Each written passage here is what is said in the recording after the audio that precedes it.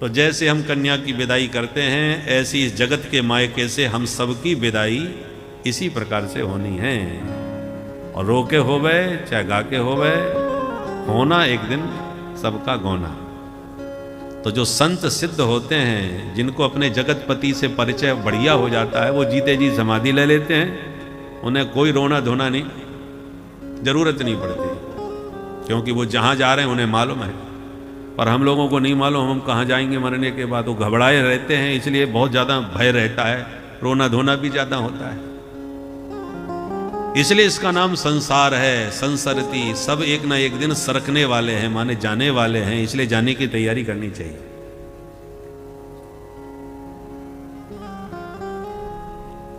और जिनको मरने से डर लगता है, उसी डर को मिटाने के लिए भगवान व्यासनंदन सुखदेव जी ने श्रीमद् भागवत शास्त्र को प्रकट किया है। श्रीमद् भागवतम शास्त्रम कलौ कीरेण भाषितम। कीर माने तोता। भगवान सुखदेव जी कौन है? तोते के स्वरूप है। उन्होंने परीक्षित को मरने की समस्या आ गई, मैं 7वें दिन मर जाऊंगा। एक दिन सबको मरना है, ये सबको पता है, परंतु टेंशन में क्यों नहीं है? क्योंकि पता नहीं है कब मरना है, तो कितना टेंशन ले। पर कोई डॉक्टर हाथ पकड़ के और सब चेकअप करके बता दे कि आप केवल 7 दिन के मेहमान हैं, 1 हफ्ता और चलेंगे, बस सप्ताह भर और जी लो, फिर सोचो, अपने मन को टटोल के देखो। फिर पता नहीं होता तो 7 दिन और भी चैन के साथ जी लेते, पर पता चल जाए कि मैं 7वें दिन मरने वाला हूं, तो इतना भय व्याप्त हो जाता है मरने का नाम सुन के कि हो सकता है 7 दिन तक जिंदा ही नहीं रह पाए, 5वें दिन चला जाए, डर के मारे। ये मौत का डर बड़ा भयंकर होता है। इसी भय को मिटाने के लिए श्रीमद् भागवत शास्त्र प्रकट हुआ है। परीक्षित ने इसी भागवत को सुना के, सुखदेव जी ने परीक्षित को इसी भागवत सुना करके 7 दिन का जो मरने का डर था उनके मन से मिटा दिया, हटा दिया। कथा विस्तार से आप आगे सुनेंगे कि 7वें दिन मरने का शाप लगा था परीक्षित को। पता चला परीक्षित को मैं 7वें दिन मरने वाला हूं, तो सबको छोड़ के गंगा जी के किनारे सुखताल में जाकर के बैठ गए। सुखताल आपने सुना? हरिद्वार से पहले मुजफ्फरनगर से लगभग 26 किलोमीटर दूर गंगा जी के किनारे सुख तीर्थ है। परीक्षित जो दिल्ली के सिंहासन पर बैठे थे, इंद्रप्रस्थ के स्वामी, जहां पता चला मैं 7वें दिन मरने वाला हूं, सब सत्ता सुख त्याग करके गंगा किनारे बैठ गए। इसको कहते हैं मौत का भय। कुछ भी अच्छा, किसी को सत्ता सुख अच्छा लगेगा क्या? सब छोड़ के चला। तब सुखदेव जी ने यही भागवत सुना करके 7 दिन के भीतर मौत का भय उनके मन से निकाल दिया। इसका इतना चमत्कार है श्रीमद् भागवत का कि जब कथा सुनाना प्रारंभ किया सुखदेव जी ने, और ये घटना देवताओं को पता चल गई कि भागवत सुनाने वाले हैं परीक्षित को सुखदेव जी, तो सुधा कुंभम गृहीत्वैव देवास्तत्र समागमन। देवता स्वर्ग का अमृत कलश लेकर के सुखदेव जी के सन्मुख आके प्रणाम किया और बोले, महाराज आप इन्हें भागवत सुनाने वाले हो, हमें पता चला तो हम अमृत लेके इनके लिए आ गए। इनको अमृत पिला दो, ये मरेंगे ही नहीं, अमर हो जाएंगे, मरने का झंझट खत्म। इनकी समस्या का समाधान लेके आए। सुखदेव जी को बड़ा आश्चर्य हुआ कि इस मृत्युलोक में सभी मरते हैं, आज इनको अमृत पिलाने की याद कैसे आ गई? ये स्वार्थी देवता बिना मतलब के कोई काम नहीं करते। स्वकार्य कुशला सुराह। स्वार्थी व्यक्ति जब बहुत परमार्थ की भाषा बोले तो सावधान हो जाना चाहिए, कुछ चक्कर जरूर है। तो जब अमृत पिलाने की बात देवताओं ने करी तो सुखदेव जी बोले, बैठे हैं हमारे परीक्षित, पिला दो इनको। यदि आप लाए हो इन्हें पिलाने के लिए, पिला दो। तब बोले, महाराज इनको तो अमृत पिला देंगे, बदले में हमें भी तो कुछ दीजिए। क्या चाहिए तुम्हें? बोले, प्रपाश्यामो वयम सर्वे श्रीमद्भागवतामृतम।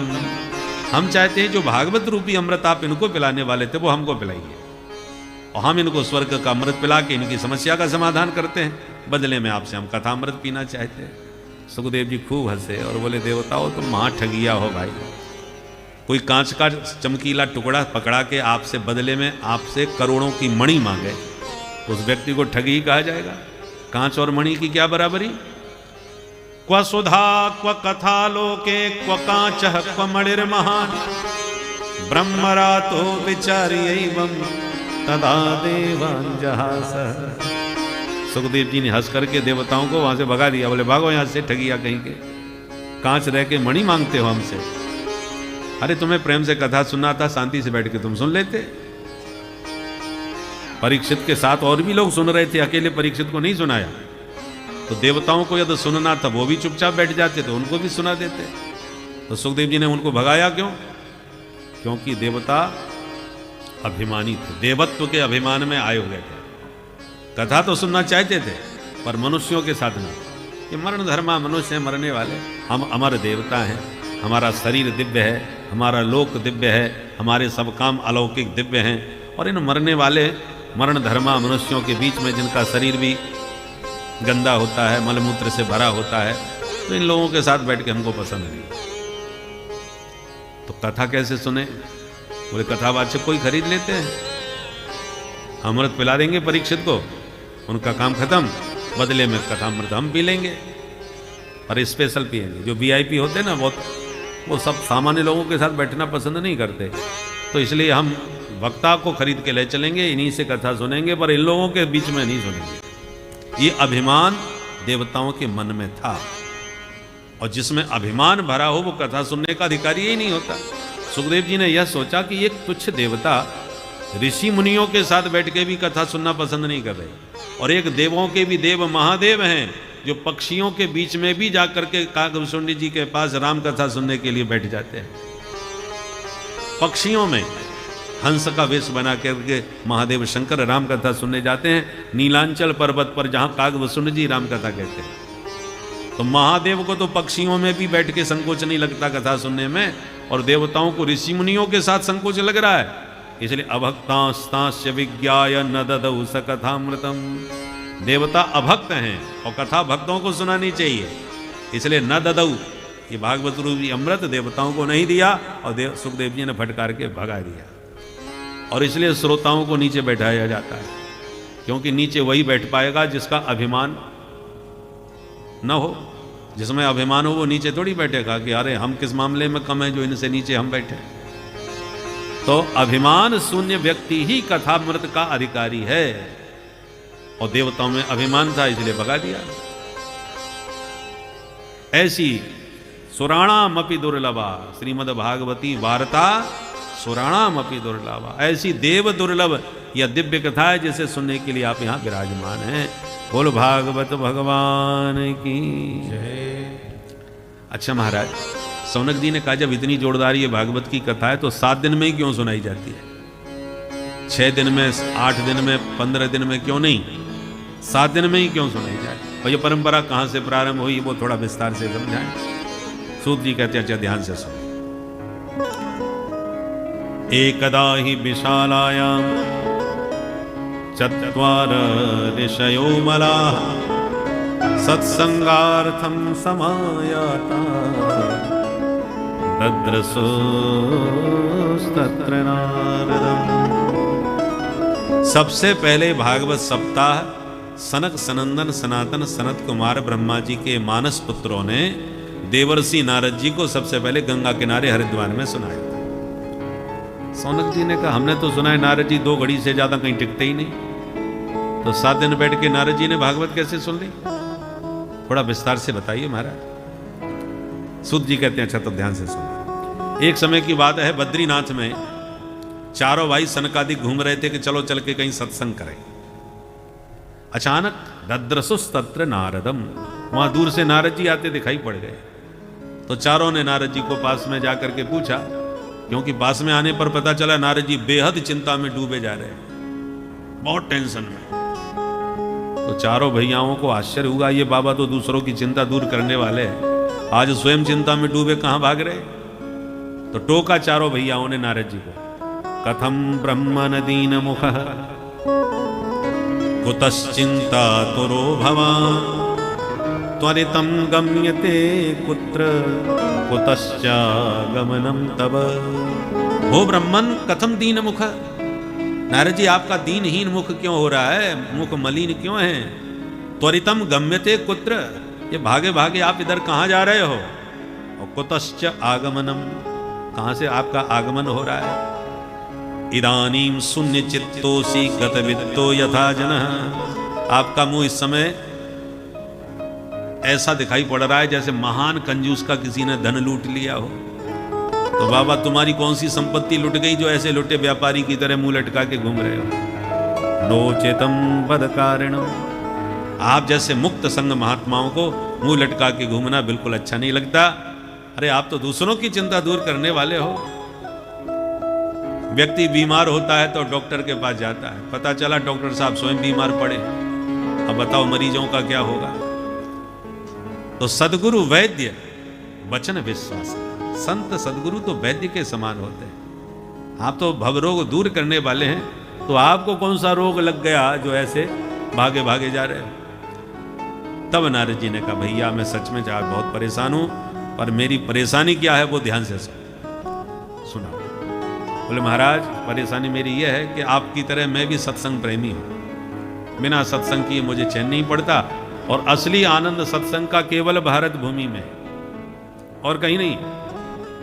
दुनिया में चले जाओ, जो आनंद भारतवर्ष में सत्संग साधु संतों का है वो ब्रह्मांड में कहीं नहीं मिलेगा। स्वर्गे सत्ये च कैलासे वैकुंठे नास्तयम रसः, वैकुंठ में चले जाओ, कैलाश पर्वत पर चले जाओ, ब्रह्मलोक में चले जाओ, फिर भी ये आनंद नहीं मिलेगा। इसलिए हनुमान जी सत्संग प्रेमी हैं। राम जी सब पूरे अयोध्या वासियों को साकेत धाम लेके जा रहे थे विमान में, और हनुमान जी दूर खड़े रहे। राम जी ने कहा आप वहां क्यों खड़े हो, बैठो विमान में, चलो हमारे धाम में। हनुमान जी बोले चलूंगा तो सही, परंतु एक निवेदन करना चाहता हूं। क्या? बोले क्या आपके उस दिव्य धाम में मुझे आपकी कथा सुनने को मिलेगी? आपके दिव्य चरित्र सत्संग सुनने को प्राप्त होगा? राम जी बोले वो तो वहां नहीं होता भाई, पर हम तो हैं, हम तो मिलेंगे तुम्हें। हनुमान जी बोले क्षमा करें सरकार, आप तो 24 घंटे मेरे हृदय में हो, जब चाहूं तब दर्शन पाला। जासु हृदय आगार बसहि राम सर चाप धर, तो आप हृदय में बैस रहे हो, जब चाहूं तब देख लूं। परंतु आपकी कथा सत्संग यदि मुझे आपके धाम में नहीं मिला तो मुझे आवश्यक नहीं, मैं नहीं जा सकता। जब तक इस धरती पर आपकी कथा रहेगी तब तक ये दास आपका इस धरती पर ही रहेगा, क्योंकि आपकी कथा सुने बिना मैं नहीं रह सकता। प्रभु चरित्र सुनवे को रसिया, प्रभु चरित्र सुनवे को रसिया, राम लखन सीता मन बसिया, राम लखन सीता मन बसिया, प्रभु चरित्र सुनवे को रसिया, प्रभु चरित्र सुनवे को चरित्र सुनवे को रसिया। भगवान की कथा सुनने के परम रसिक हनुमंत लाल जी हैं। यत्र यत्र रघुनाथ कीर्तनम तत्र तत्र कृतमस्तकांजलिं वाष्पवार्य परिपूर्णलोचनम मारुतिं नमत राक्षसांतकम्। इसलिए वैकुंठे नास्तयम रसः, वैकुंठ में भगवान भले ही मिल जाए पर यह कथा सत्संग वहां भी नहीं मिलने वाला। नारद जी कहते हैं इसलिए मैं भारत भ्रमण पर निकल, मैं भारत में सब जगह घूमा। कहां कहां घूमे? बोले तीर्थों में घूमा। किस किस तीर्थ में गए? बोले पुष्करम च प्रयागम च काशीम गोदावरीम तथा हरिक्षेत्रम कुरुक्षेत्रम श्रीरंगम सेतुबंधनम एवमादिषु तीर्थेषु भ्रममाण इतस्ततः। अनेक तीर्थों के नाम गिनाए। तीर्थों के गुरु हैं पुष्कर राज राजस्थान में, और तीर्थों के राजा हैं प्रयागराज उत्तर प्रदेश में। तो मैं पुष्कर गया, प्रयाग गया, काशी में भी गया, गोदावरी तट पर भी गया, हरिक्षेत्र गया, कुरुक्षेत्र गया, सेतु बंधनम माने रामेश्वरम, रामेश्वरम, श्रीरंगम, श्रीरंग दक्षिण में, माने सारे लगभग भारतवर्ष के तीर्थ मैंने घूमे, परंतु कहीं भी मुझे सत्संग का आनंद जो रस में डुबाने वाला हो वो नहीं मिला। तो मैंने सोचा चलो संतों के पास चलते हैं, वहां शांति मिले, सत्संग मिले। तो सत्संग तो संतों के पास ही मिलेगा। तो मैं संतों को भी खोजा, संत तो मिले पर नामधारी बहुत मिले, अर्थात पाखंड निरता संत। हमने देखा संतों में पाखंड बढ़ता चला जा रहा है। पाखंड का अर्थ क्या होता है? पालन करने योग्य धर्म का जो खंडन करने लग जाए उसका नाम पाखंड है। जिस धर्म का, जिस कर्म का आचरण करना चाहिए उसी का जो खंडन करे। शास्त्र कहते हैं ब्रह्म मुहूर्त में जगो, स्नान करो, संध्या करो, तर्पण करो, भजन करो, जप करो, ये सब शास्त्र के वचन है। परंतु कुछ लोग इसी का खंडन करने लगे। नहाने धोने से क्या होता है? मन साफ होना चाहिए। पूजा पाठ करने से क्या होता है? माला जपने से क्या होता है? तो जो करने योग्य कार्य है उसी का जो खंडन करे उसी का नाम पाखंड। और आज विडंबना समाज में ऐसी हो गई है, जो सदाचरण करते हैं, पवित्रता का आचरण करते हैं, लोग उनको पाखंडी कहते हैं। और जो जिनके यहाँ कोई शौचाचार नहीं, कोई पवित्रता का विचार नहीं, वो उनको सिद्ध संत समझा जाता है। बोले साहब फलाने जी, वो महाराज जी आए थे, बड़े पाखंडी थे, रसोई में नहीं घुस सकते, इसको नहीं छू सकते, वो नहीं कर सकते, और छुआछूत मानते थे। हमारा बहुत मन था अपने हाथ से परोस के पवाएं, परंतु वो हमारे हाथ से खाते ही नहीं थे। तो उनको तो हम पाखंडी कहते हैं, जो सदाचार संपन्न है। और उनके गुरुजी बहुत अच्छे लगे, कुछ भी खवा दो, कोई भी खिला दो, कैसा भी खिला दो, कहीं भी खिला दो। तो जहाँ खान पान का कोई विचार नहीं, शौचाचार का कोई विचार नहीं, वो सिद्ध संत समझे जाते हैं। और जहाँ शौचाचार पवित्रता शास्त्र विहित है, शास्त्र भी आज्ञा देते हैं, जैसा खाओगे अन्न वैसा बनेगा मन, पवित्र अन्न खाओ, पवित्रता के भाव के साथ बनाओ, उस अन्न को पाना चाहिए। तो जहाँ शौचाचार पवित्रता का विचार हो, हम लोग उनको पाखंडी कहते हैं। और जहाँ ये सब कोई शौचाचार ना हो, वो हमारे लिए बहुत। आजकल हमें गुरु भी अपने अनुकूल चाहिए, जो हमारे अनुसार चले वो गुरु हमें पसंद है। और हमको अपने अनुसार चलावे ऐसा बाबा हमको पसंद है, ऐसे गुरु जी की हमें जरूरत नहीं। अरे भाई, गुरु के अनुसार चलना चाहिए कि गुरु को अपने अनुसार चलाना चाहिए? बोलो राधे राधे। राधे राधे। नारद जी कहते हैं इसलिए कलयुग में साधु संतों में भी पाखंड बढ़ता चला जा रहा है। चेला के अनुसार, चेला जो कहे मान लो, जो करे सो करने दो, रोको टोको मत। परंतु रामचरितमानस में सावधान किया गया है, तीन के विषय में कहा। कौन कौन? सचिव, वैद्य, गुरु, तीन जो प्रिय बोले भय आस।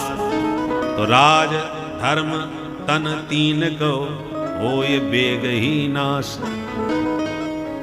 इसलिए इन तीन को बहुत स्पष्टवादी होना चाहिए, लाव लपेट की बात न करे। गुरु यदि शिष्य की इच्छानुसार चलेगा तो शिष्य का कभी कल्याण नहीं हो सकता। वैद्य यदि मरीज को खुश करने के लिए चले, उसको खुश करने के लिए कार्य करे, तो रोगी कभी ठीक नहीं हो सकता। उसको शुगर बढ़ रही है, गुरुजी और डॉक्टर साहब क्या करें, मिठाई खाए बिना हमारा तो पेट ही नहीं भरता, तो थोड़ी बहुत तो खा सकते हो। बोले हाँ हाँ, वैसे तो कोई ऐसी बात तो नहीं, खा तो सकते हो। अब चेला हमारा ये रोगी उचट न जाए, कहीं दूसरी जगह न चला जाए, इसलिए अब जानते होंगे कि ये इसको ठीक नहीं है, फिर भी कह रहे हैं हाँ में हाँ मिला के, हाँ थोड़ा बहुत खा सकते हो। बोले नहीं, जो उसके हित में है वही कहे। कड़वी दवा खा के वो ठीक होगा तो कड़वी दवा ही खिलावे, उसकी हाँ में हाँ न भरे। ऐसे ही सचिव, सलाहकार, राजा साहब नाराज हो जाएंगे यदि हमने ये बात कह दी, तो चलो कोई बात नहीं। तो राजा को खुश करने के लिए ही, जैसे रावण के मुंह लगे जो सचिव थे, उसके हाँ में हाँ भरते रहते थे। क्यों भरते थे? क्योंकि विभीषण जी ने हित की बात करी सो लात पड़ी, नाना जी ने हित की बात करी सो धक्का मार के भगा दिए गए। जिनने रावण से हित की बात करी उन्हीं को रावण ने लात मार के भगाया। तो जितने भी सचिव थे सब हाँ में हाँ भरने लग गए, क्या चलो जो हो रहा है ठीक है, नहीं तो लात हमको भी पड़ेगी। परंतु हाँ में हाँ भरने वाले सचिव बहुत खतरनाक होते हैं, उससे राजा का कभी हित नहीं हो सकता। इसलिए सचिव, वैद्य, गुरु, तीन को हमेशा स्पष्टवादी होना चाहिए। तो साधु संतों में भी पाखंड बढ़ता जा रहा है ताकि चेला हमारे खुश रहें। हमने सोचा छोड़ो साधु संतों को, गृहस्थों के यहाँ चल के देखते हैं। तो गृहस्थों के यहाँ भी बहुत गड़बड़ी हो रही है महाराज। क्या देखा? बोले तरुणी प्रभुता गे हे श्याल को बुद्धिदायक। हमने देखा नई नवेली बहू का ही पूरा चलावा चलता है, और माँ बाप से तो परामर्श लेना भी उचित नहीं समझते। यदि तो परामर्श की जरूरत पड़ जाए तो ससुराल से साले साहब सलाह देने के लिए पधारते हैं, उनकी सलाह से ही सारे निर्णय किए जाते हैं। श्याल को बुद्धिदायक, वे बुद्धिदाता है। और बेटा बेटियों का भी संबंध विवाह का नहीं करते, बल्कि सौदा करते हैं। जहां जितने में सही ढंग से पट जाए सौदा, वहीं संबंध हो जाता है। कन्या विक्रयणो लोभात, जैसे वस्तु का क्रय विक्रय करते हैं, ऐसे ही बेटा बेटियों का भी विक्रय होने लगा है। उसका परिणाम यह है कि दंपति नाम च कलकनम, दाम्पत्य जीवन में निरंतर कलह मचा हुआ है, क्योंकि विचारों के बेमेल से विवाह हो रहे। बोलो राधे राधे। राधे राधे। पहले लोग विवाह करके समधि बन करके गले लगते थे। समधि का अर्थ क्या होता है? धी माने बुद्धि, बौद्धिक विचारधाराएं जिनकी समान हो, विचारों में मेल जिनके खाते हो, उसको समधि कहा जाता है। और आज जहां सौदा पट जाए वही समधि, जिसके कारण क्या है? दंपति नाम कलकनम, पति पत्नी में झगड़ा। पति कहता है हमारी सेवा करो, पत्नी कहती है तुम्हारे बाप ने जितना मांगा उससे ज्यादा ही दिया है, तो अब मैंने तुम्हें खरीदा है तो मैं तुम्हारी सेवा करूंगी कि तुम मेरी सेवा करोगे। बोलो राधे राधे। राधे राधे। इसलिए दंपति नाम च कलकनम, दाम्पत्य जीवन में प्राय कलह मचा रहता है। नारद जी कहते हैं भैया ये दुनियादारी देख के हमारा तो मन बहुत खिन्न हो गया। ना तो साधु संतों के यहाँ शांति, ना थी तुम्हें नगरस्थों में। हमने कहा कहाँ जाए भाई? अंत में हमने तो फैसला किया चलो वृंदावन में चल के राधे राधे करते हैं, छोड़ो दुनियादारी का झंझट। इसलिए मैं सीधा वृंदावन धाम चला गया। और वृंदावन में जाके मैंने एक और विचित्र आश्चर्य देखा। वहां क्या देखा बाबा? बोले एका तु तरुणी तत्र निषन्ना खिन्न मानसा। जमुना जी के तट पर एक युवती सिर पकड़ के बैठी रो रही है। दो बुढ़े उसके सामने बेहोश पड़े हैं, और बहुत सी देवियां उसको घेर करके पानी पिला रही हैं, कोई पंखा कर रही है, कोई समझा रही है, और वो रोई जा रही है। एक नारी का करुण क्रंदन सुन करके मेरा हृदय द्रवित हो गया। मैंने सोचा चलो देखें क्या बात है, क्यों रो रही है। तो मैं उसके पास गया, मैंने पूछा काशित्वम, देवी जी आप कौन हैं और क्यों रो रही हो, क्या कष्ट है? बद देवी सविस्तारम स्वस्य दुखस्य कारणम। देवी विस्तार पूर्वक आप अपने दुख का कारण हमें बताओ। तब उस देवी ने हमको नमस्कार किया और अपना परिचय हमको दिया कि महाराज पहले मेरा परिचय सुन लो, मैं कौन हूं और क्यों रो रही हूं वो भी बताती हूं। अहम भक्ति ख्याता इमौ में तनयौ मतौ ज्ञान वैराग्य नामानो काल योगे जर्जरौ। मेरा नाम है भक्ति देवी, ये दोनों बुढ़े मेरे बच्चे हैं, इनका नाम है ज्ञान और वैराग्य। ये सुन के नारद जी कभी माँ को देखे कभी बेटों को। हे भगवान, 20 वर्ष की माता जी और 90-90 साल के बेटा हमने पहली बार देखे। माँ जवान और बच्चे बुढ़े।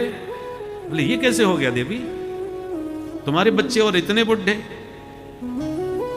तब भक्ति माँ ने कहा काल योगे न जर्जरो। बोले महाराज यही तो समय का खेल है, इसलिए मैं रो रही हूं। कोई भी माँ अपने बच्चों का कष्ट कैसे देख सकती है? महाराज मैं दक्षिण भारत में पैदा हुई थी। उत्पन्ना द्रविणे साहम वृद्धिम कर्णाटके गता क्वचिन क्वचिन महाराष्ट्रे गुर्जरे जीर्णतांगता। मैं दक्षिण में पैदा हुई, कर्नाटक में मैं बड़ी हुई, महाराष्ट्र में मेरा बड़ा आदर सम्मान हुआ जगह जगह पर कई प्रदेश ऐसे भी थे जहां जाकर के मैं बहुत जर्जरित हो गई।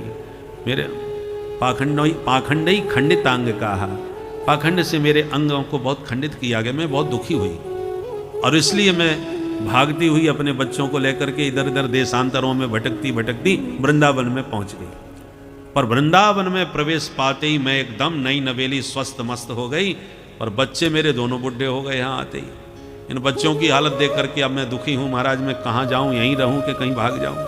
मेरे बच्चे स्वस्थ नहीं हो गए तो एदम स्थानम परित्यज्य विदेशम गम्यते मया। मैं इस भूमि को भी छोड़ के अब कहीं विदेश निकल चली जाऊंगी। नारद जी एक क्षण में सारी बात समझ गए और हाथ जोड़ के बोले माता जी आप मत जाइए, क्योंकि आजकल भारत की भक्ति विदेश की तरफ ही ज़्यादा भाग रही है। बोलो राधे राधे। राधे राधे। हम भारतीयों को भी ऐसा विदेशी चश्मा फिट हो गया है कि जब तक किसी व्यक्ति या वस्तु में विदेशी मोहर न लग जाए तब तक हमको वो महत्वपूर्ण नहीं लगती, चाहे वो साधु संत ही क्यों ना हो। यदि महात्माओं के 2-4 आश्रम विदेश में हैं तब वो अंतर्राष्ट्रीय महात्मा समझे जाते हैं और महत्वपूर्ण माने जाते हैं। और चाहे वो कितना भी बड़ा विद्वान हो, चाहे कथावाचक हो, कोई भी हो, 2-4 देशों में यदि वो घूम रहे हैं, लोग पूछते हैं क्या करते हो, बोले हम कथा कहते हैं। अच्छा तो कभी बाहर भी गए हो, बोले हाँ गए हैं। तो अरे ये तो अंतर्राष्ट्रीय व्यास है। और कह दिया कि नहीं नहीं हम अभी कहीं नहीं गए। अच्छा तो लोकल में ही कथा कहते हो, उनकी भाषा ही बदल जाती है। मतलब क्या है, हमको हर चीज में आजकल विदेशी मोहर ज्यादा पसंद आती है। तो नारद जी ने कहा माता जी आप विदेश मत जाइए, मैं नारद आपको वचन देता हूं प्रतिज्ञा पूर्वक कि तदा ना हम हरेर दासो लोके त्वाम न प्रवर्तये। यदि इसी लोक में आपको जन जन में मैंने प्रतिष्ठित नहीं करवा दिया तो मैं हरि का दास न कहलाऊं। आज से आपको यही सम्मान दूंगा, दिलवाऊंगा, और आप यहां से बाहर मत जाए। और ये इस कथा का तात्पर्य क्या है? पुराणों में जो कथा है, कुछ कथाएं सांकेतिक हैं। संकेत क्या है इस कथा में? आज भक्ति बहुत बढ़ रही है, भक्ति जवान है और दोनों बच्चे बेहोश बुढ़े हो चुके हैं, ज्ञान और वैराग्य। आज भी समाज में आप देखिए भक्ति कितनी बढ़ रही है। किसी भी मंदिर में जाओ भक्तों की भीड़, पहले गिनी चुनी कथाएं होती हैं, आज कथाओं की भी भीड़, कथाओं में भी भीड़। खूब बड़ी बड़ी विशाल आयोजन हो रहे हैं भव्यता के साथ। भक्तों की भी भीड़, श्रोताओं की भी भीड़ खूब जगह जगह दिखाई पड़ती है। पहले हम लोग वृंदावन में बिहारी जी के सन्मुख खड़े होकर के खूब पद पदावलियां गाया करते थे घंटों तक, और ठाकुर जी को शयन के पद सुला करके, ठाकुर जी के शयन पद गा करके उन्हें सुलाते थे। कोई परेशानी नहीं, वहां बैठे रहते थे। अब तो महाराज घुसना ही बड़ा मुश्किल है, और घुस गए तो निकलने की जरूरत नहीं, अपने आप बाहर हो जाएंगे, आपका पता ही नहीं चलेगा। खड़े होकर सुनाने की तो बात ही छोड़ दो, दर्शन एक झलक मिल जाए बस बहुत पर्याप्त है। तो भक्तों की भीड़ तो बहुत बड़ी है, इसका मतलब समाज में भक्ति बहुत बढ़ रही है। परंतु इस भक्तों की भीड़ में गंभीरता से विचार करके देखो तो ज्ञान और वैराग्य दोनों गायब है। ना हमें शास्त्रों का ज्ञान है, ना अपने इष्ट देव का ज्ञान है, ना हमें किसकी भक्ति करना चाहिए उसका भी ज्ञान नहीं है। भक्ति तो खूब है, और भक्ति किसमें होनी चाहिए इसका कोई ज्ञान नहीं। भागवत सुनने के बाद में भी बहुत से लोग आके कहते महाराज हमने आपकी भागवत गीता सुनी, बहुत आनंद आया, हमको यही समझ में नहीं आता हमने गीता कही कि भागवत कही। भागवत गीता क्या होता है भाई? भगवत गीता अलग विषय है, भागवत महापुराण अलग विषय है। पर हमको ग्रंथों के नाम तक ठीक से नहीं मालूम, ग्रंथों की तो पढ़ने की बात ही छोड़ दीजिए, नाम ही नहीं मालूम। भागवत गीता, भागवत अलग चीज, गीता अलग चीज। वो महाभारत का अंश है भगवत गीता, ये भागवत महापुराण 18वां पुराण है। तो ये तो हमारे ज्ञान का हाल है, वही हाल वैराग्य का है। महावैरागी आश्रम, आजकल आश्रम भी वही महत्वपूर्ण माना जाता है जिसमें जितने एयर कंडीशन वो भी अटैच कमरे में हो, सारी लग्जरी सुविधाओं से युक्त, तब वो आश्रम महत्वपूर्ण समझा जाता है। तो माने वैराग्य की तो बात ही छोड़ दीजिए, साधु संत, पहले सेठ साहूकारों के धर्मशालाएं हुआ करती, सेठ जी सब व्यवस्था करते थे साधु संतों के रहने की। ये धर्मशाला में महाराज आप प्रेम से रहिए, पधारिए। हर तीर्थों में प्रायः धर्मशालाएं सेठों की हुआ करती थी जिसमें साधु संत आकर के रहते थे, भजन करके चल देते थे। अब मामला उल्टा हो गया, सेठ जी ऑर्डर देते हैं और संत जी व्यवस्था करते हैं कि महाराज जी हम फलानी तारीख में आ रहे हैं, जरा 4 कमरे की व्यवस्था कर दीजिए और साफ सफाई ठीक करवा दीजिए, सब अटैच होने चाहिए। और महाराज जी कहते हाँ हाँ बाबू जी पधारिए, तब आपको फर्स्ट क्लास व्यवस्था मिलेगी। तो संत जी व्यवस्था करते हैं, सेठ जी पधारते हैं और घर से बढ़िया ज़्यादा सुविधा देने का प्रयास करते हैं। तो ये स्थितियां बन गई हैं। तात्पर्य यह है, न ज्ञान रहा न वैराग्य रहा। तपसी धनवंत दरिद्र ग्रही कलिकौतुक तात न जात कही। नारद जी कहते ये सारा प्रपंच हमने अपनी आंखों से चल करके देखा भारत भूमि में, परंतु मैंने भक्ति माँ को वचन दिया, मैं आपको आपकी ये समस्या दूर करके रहूंगा, इन बच्चों को स्वस्थ करने का मैं व्रत लेता हूं। तो सुन करके भक्ति माँ बहुत प्रसन्न हो गई और नारद जी की स्तुति करने लगी, प्रशंसा करने लगी कि नारद जी धन्य हैं आप, भक्तों में आप शिरोमणि हैं,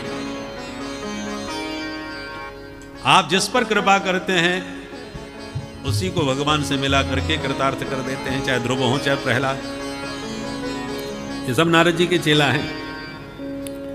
तो भक्ति मां प्रसन्नता में नारद जी की प्रशंसा करने लगी, स्तुति करने लगी। जयति जगति माया यस्य काया नभस्ते, जयति जगति माया यस्य काया नभस्ते, वचन रचन में कम केवलम चाकलैया, वचन रचन में कम केवलम चाकलैया, ध्रुव पदमपि यातो यत्कृपातो ध्रुवोऽयम्, ध्रुव पदमपि यातो यत्कृपातो ध्रुवोऽयम्, सकल कुशल पात्रं ब्रह्मपुत्रं नतास्मि, सकल कुशल पात्रं ब्रह्मपुत्रं नतास्मि, ब्रह्मपुत्रं नतास्मि, ब्रह्मपुत्रं नतास्मि।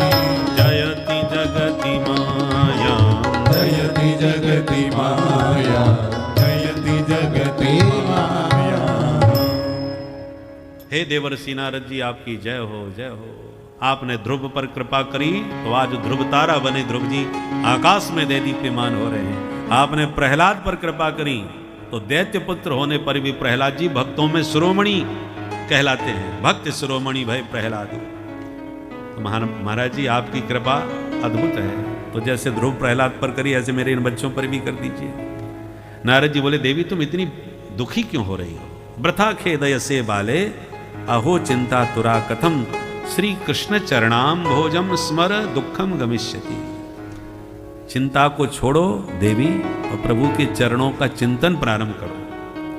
प्रभु के चरणों का चिंतन सारी चिंता को दूर कर देता है। हरि स्मृति सर्व विपद विमोक्षणम, ठाकुर जी की स्मृति सारी आपदा विपदाओं का हरण कर लेती है। आपदाम अपहर्तारम दातारम सर्व संपदाम लोकाभिरामम श्रीरामम भूयो भूयो नमाम्यहम्। इसलिए उन प्रभु के चरण जो समस्त आपदा विपदाओं का हरण करने वाले हैं, समस्त सुख समृद्धियों के प्रदाता हैं, उन चरणों का चिंतन कीजिए।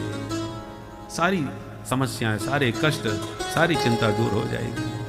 ब्रज के नंद लाला श्री राधा जू के सांवरिया,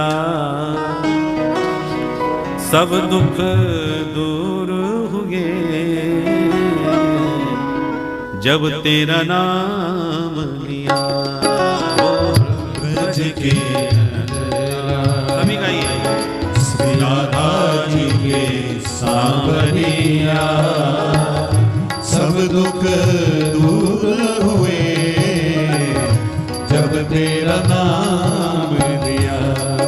ओ सब दुख दूर हुए जब तेरा नाम लिया।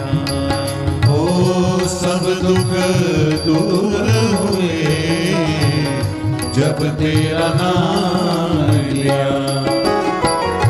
मीरा पुकारे तुम्हें गिरिधर गोपाला, मीरा पुकारे तुम्हें गिरधर गोपाला, बन गया अमृत में विष का भरा प्याला। बन गया अमृत में विष का भरा प्याला, विष का भरा प्याला। कौन मिटाए उसे जिसे तूने राख लिया। सब दुख दूर हो गए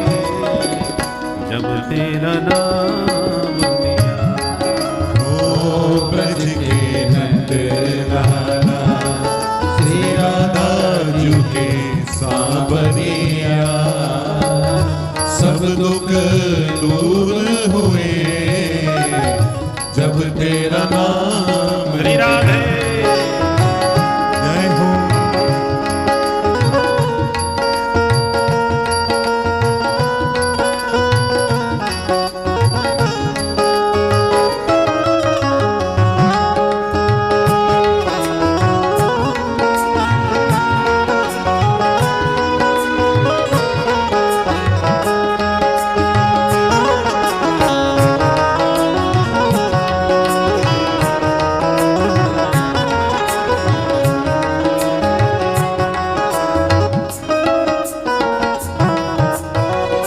जब तेरे गोकुल में आई विपदा भारी, जब तेरे गोकुल में आई विपदा बारी, एक इशारे पे सारी विपदा टारी, एक इशारे पे सारी विपदा टारी, सारी विपदा टारी।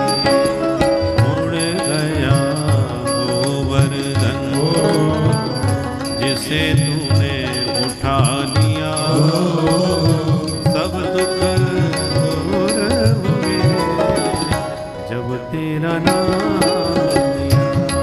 ओ ब्रज के नंदलाला श्री राधा जी के सांवरिया सब दुख दूर हुए जब तेरा नाम लिया।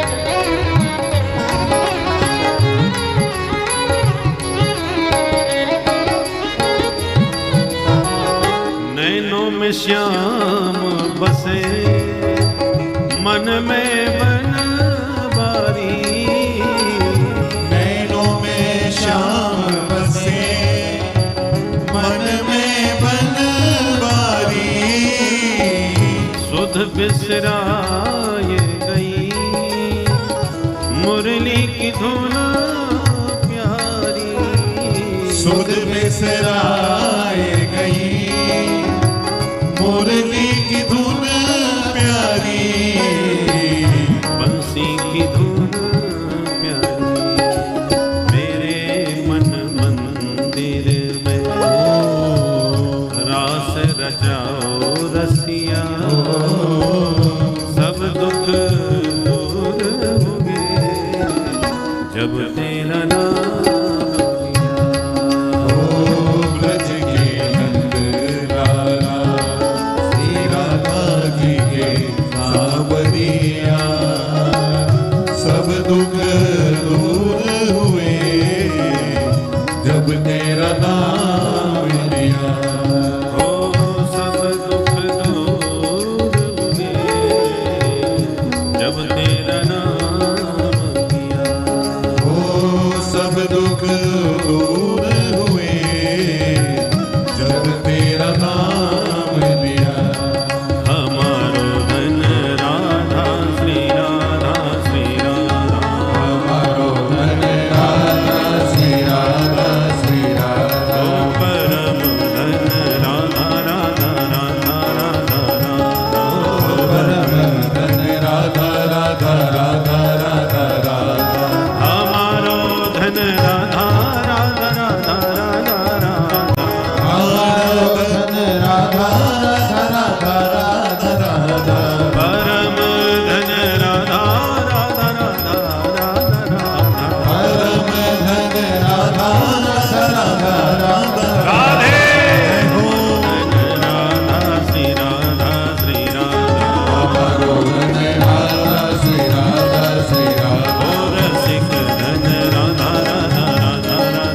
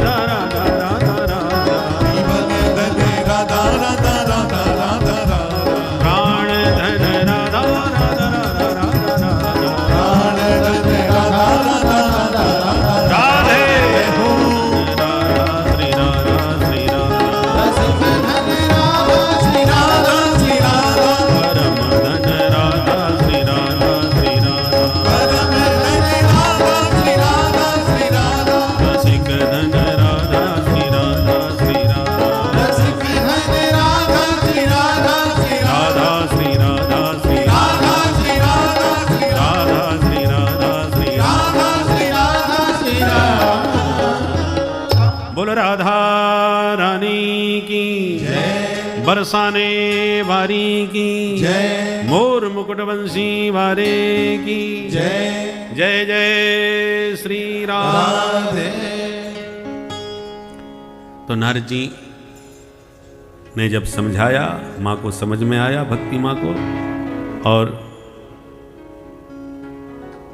एक ही बात समझ में नारद जी ने समझाने का प्रयास किया कि भगवान का नाम, भगवान का स्मरण सारी आपदा विपदाओं से मुक्ति देता है। समझाया और नारद जी ने अब ज्ञान वैराग्य को जागृत करने का प्रयत्न प्रारंभ किया।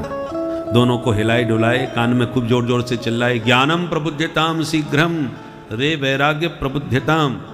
अरे ज्ञान भैया खड़े हो जाओ, वैराग भैया जाग जाओ।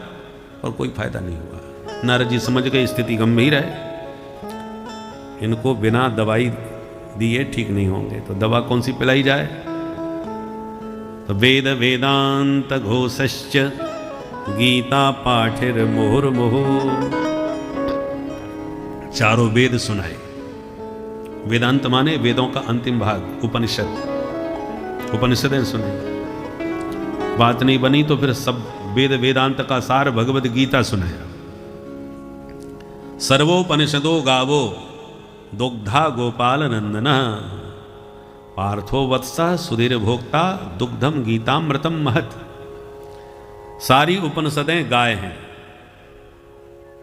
और गाय को दोहने वाले कौन हैं? गोपाल, हमारे नंदनंदन भगवान कृष्ण शाश्वत गोपाल है। उपनिषदों को गाय बनाया और गोविंद ने स्वयं दोहा गोपाल बन के। पर गाय दूध कब देती है? जब कोई बछड़ा पहले स्तनपान करे। तो बछड़ा बनाया किसको? पार्थो वत्सः, अर्जुन को बछड़ा बनाया। अर्जुन ने बछड़ा बन करके जिज्ञासा करी उस अमृत पीने की। तब गोपाल ने अमृत निकाला, काय से? उपनिषदों की गायों से। और वो अमृत जो निकला दूध, वो दूध क्या था? बोले दुग्धम गीतामृतम महत। जो 700 श्लोकों में 18 अध्यायों के अंतर्गत जो भगवत गीता है, वो सारी उपनिषदों का दूध है, सार है, जो गोपाल ने निकाल करके हमको दिया है। अच्छा, बछड़े को तो निमित्त बनाया जाता है, थोड़ा मुंह लगाया जाता है, दूध तो बाद में हम लोग पीते हैं। बछड़े को आगे करके दूध तो जगत को पिलाया जाता है। ऐसी निमित्त बनाया अर्जुन को, असली दूध तो हम लोग पी रहे हैं। परंतु आजकल दूध भी लोगों को पचता नहीं है।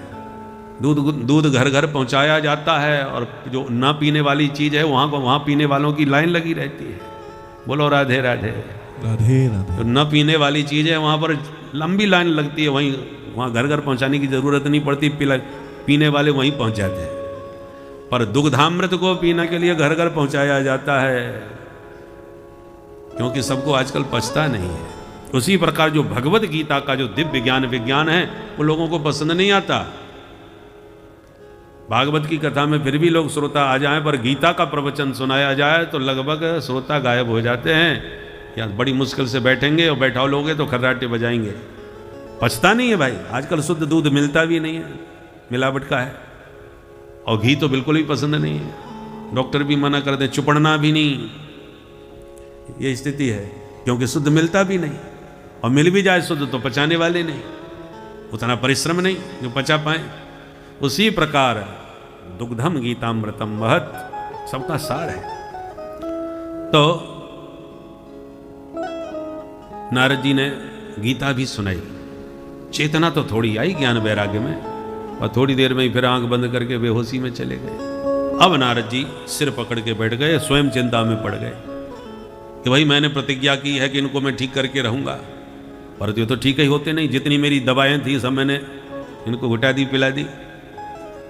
अब मेरे पास कुछ ऐसी कोई महत्वपूर्ण दवाई नहीं बची जिससे मैं उपयोग में लाऊं और इनको ठीक करूं। क्या करूं? मेरा तो वचन बेकार हो जाएगा, वचन झूठा जाएगा।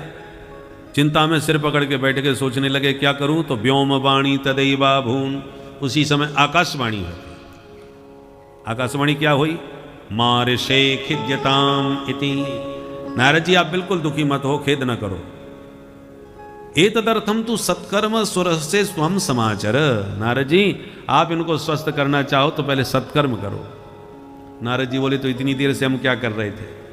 अरे वेद सुनाया, वेदांत सुनाया, गीता सुनाया, ये सत्कर्म नहीं है क्या? आप ही बताओ मैं कौन सा सत्कर्म करूं? आकाशवाणी ने कहा तत्ते कर्माधिदास्यन्ति साधव साधु भूषणा। साधु संतों से पूछो, वो बताएंगे सत्कर्म क्या है। अब नारद जी बड़े परेशान कि आकाशवाणी ने रास्ता तो दिखाया पर वो भी गोलमाल दिखाया, स्पष्ट नहीं। अरे या तो सत्कर्म का नाम ही आकाशवाणी बता देती कि अमुक सत्कर्म करो, मैं करने लग जाता, अथवा किसी संत का नाम बता देती कि फलाने रामदेव बाबा के पास चले जाओ कि जगत गुरु जी के पास चले जाओ, तो मैं सीधा वहीं जाकर के उनसे पूछ आता। अब कोई संत बताएगा तो संतों की तो भूमि है भारतवर्ष, मैं किस संत के पास जाऊं पूछने। चलो कोई ना कोई बता ही देगा, पूछ के तो आता ही हूं। निकल पड़े नारद जी वृंदावन से, जहां जिस संत का नाम सुनते वहीं पहुंच जाते। महाराज जी आपका बड़ा नाम है, कृपा करके बताइए सत्कर्म किसे कहते हैं। और जहां प्रश्न करते वही महाराज जी हाथ जोड़ लेते। अरे नारद जी आप पूरे ब्रह्मांड में घूमते हो, ब्रह्मा के बेटा हो, आप जैसे महापुरुष को हम बताएंगे कि सत्कर्म क्या है। कोई नारद जी को समाधान देने वाला साधु नहीं। बोलो राधे राधे राधे राधे। जो बहुत बड़े नामधारी संत थे जगत गुरु महामंडलेश्वर, उनके पास गए, महाराज जी आप बताइए सत्कर्म किसे कहते हैं, जिनके लाखों चेला। अब गुरु जी मना कर दें हमको नहीं मालूम तो चेलाओं के सामने बेइज्जती हो जाएगी, तो वो महात्मा बेचारे इशारा कर देते थे।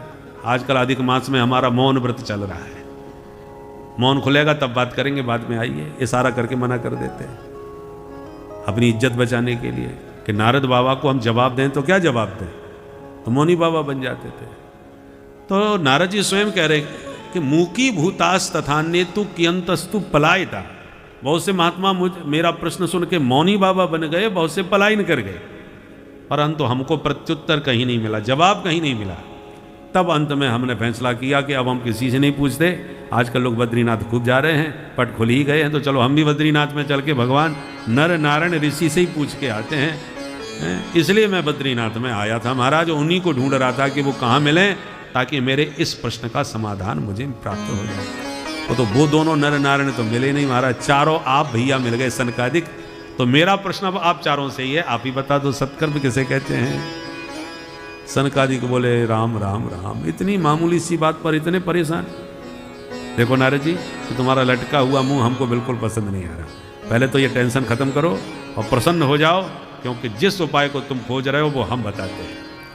माँ चिंताम कुरुदेवर से हर समचित्ते समावह, उपाय सुख साध्योत्र वर्तते पूर्व एवं। वो उपाय है क्या महाराज, ये तो बताओ। बोले उपाय कोई और नहीं है, श्रीमद् भागवतालाप सतुगीत सुखादि। सुखदेव जी जैसे परमहंसों की वाणी से निश्रित जो श्रीमद् भागवत है, ये भागवत वही सत्कर्म है जिसे सुन करके बुढ़े ज्ञान वैराग जवान स्वस्थ और मस्त हो जाए। नारद जी हाथ जोड़ के बोले बड़े भैया बुरा मत मानना, हमें आपकी बात में कुछ दम नजर नहीं आ रही। क्यों भैया? बोले भाई हम भी पढ़े लिखे हैं, हम पहले ही बता चुके, हम चारों वेद और सारी उपनिषदें और गीता सुनाए बैठे हैं, कुछ नहीं हुआ उनको। तो जब वेद वेदांत से कुछ नहीं हुआ तो भागवत में ऐसा क्या है जिससे वो स्वस्थ हो जाएंगे? अरे जिसने अपोलो में बड़े बड़े महानगरों में जाके बड़े बड़े विशेषज्ञों से इलाज करवा लिया हो और फायदा ना पड़ा हो, फिर गांव का कोई वैद्य कहे कि हमारी आप चूरन चटनी चाट लो हम आपको ठीक कर देंगे, तो कैसे विश्वास करे कोई कि जब ऐसे ऐसे डॉक्टरों ने हाथ खड़े कर दिए तो तुम कैसे ठीक कर दोगे भाई? क्या विशेषता है भागवत की? कुछ विशेषता तो बताओ जिसके कारण मैं विश्वास करूं। क्योंकि नारद जी कहते हैं मैंने स्वयं व्यास जी को भागवत का उपदेश देकर के इसका विस्तार कराया है, इसलिए मैं इस दवा को जानता हूं। क्योंकि भागवत में जो भी कुछ लिखा है वो सब वेदों की ही व्याख्या है, और वेद हम पहले ही सुनाए बैठे हैं। जब वेदों से ही साक्षात कुछ नहीं हुआ तो वेदों की ही व्याख्या भागवत है, उससे क्या हो जाएगा? तब सनकादिक बोले नारद जी अच्छा एक बात बताओ, आम का फल खाया है? बोले हाँ खूब, इस समय तो मौसम है, खूब आम चूसा है। बोले कोई आम का